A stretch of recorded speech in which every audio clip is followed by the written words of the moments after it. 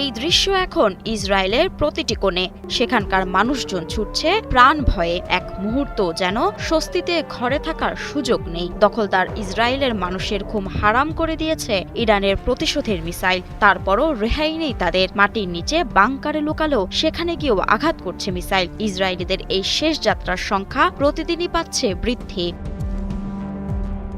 ইসরায়েলের আকাশে ছুটছে মরণের ডাক আর বাজছে সাইরেন। তেল আবিবের রকেট বর্ষণ করছে প্রতিশোধের আগুনে জ্বালা ইরান। আয়াতুল্লাহ খামেনির দেশ প্রতিজ্ঞা করে বলেছিল ইসরায়েলকে সবচেয়ে বড় শিক্ষা দেয়ার। ইরান সেই লক্ষ্যে ভালোভাবেই যে এগিয়ে যাচ্ছে তা ইসরায়েল থেকে আসা একের পর এক খবর এবং ভিডিও তার সাক্ষ্য দিচ্ছে। তেল আবিবে প্রাণ বাঁচাতে নিরাপদ আশ্রয়ের খোঁজে ছোটা মানুষের চোখে যে আতঙ্ক তা রীতিমতো ভয়ঙ্কর বার্তা দিচ্ছে। ভিডিওতে ধরা পড়েছে ইরানের হামলায় ক্ষত বিক্ষত হওয়া ইসরায়েল, বিধ্বস্ত স্থাপনা হারিয়ে আশ্রয়ের পথে সেখানকার বাসিন্দারা।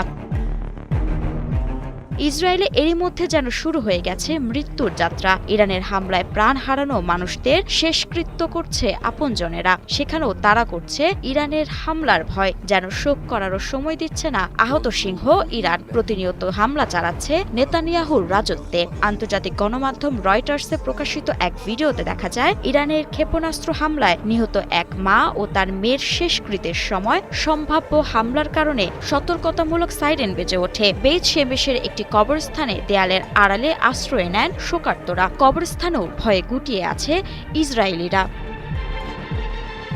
১ মার্চ শহরটির একটি আবাসিক এলাকায় এই হামলা করে ইরান, যেখানে হামলায় ৯ জন নিহতের মধ্যে ছিলেন মা ও মেয়ে। এছাড়া আহত হন আরও ১ ডজন। এদিকে ইরানের বিপ্লবী গার্ড জানিয়েছে তারা অপারেশন ট্রু প্রমিস কোর এর ৭ম এবং ৮ম তরঙ্গ শুরু করেছে। ইরান উপসাগরীয় দেশগুলোতে ৩৭০টিরও বেশি ক্ষেপণাস্ত্র এবং প্রায় ১,০০০ ড্রোন নিক্ষেপ করেছে। মার্কিন প্রেসিডেন্ট ডোনাল্ড ট্রাম্প ও ইসরায়েলি প্রধানমন্ত্রী নেতানিয়াহু ইরানের ক্ষেপণাস্ত্র ধ্বংস করার কথা দম্ভ ভরে জানিয়েছিল। প্রতিক্রিয়ায় ইরানের ইসলামিক রেভলিউশনারি গার্ড কর্পস ইসরায়েলকে লক্ষ্য করে বড় আকারের ক্ষেপণাস্ত্র এবং ড্রোন হামলা ঘোষণা করেছে। এখন ট্রাম্প নেতানিয়াহুর গলায় উল্টো সুর। তারা দুজনেই বলছে দীর্ঘস্থায়ী যুদ্ধ হবে না।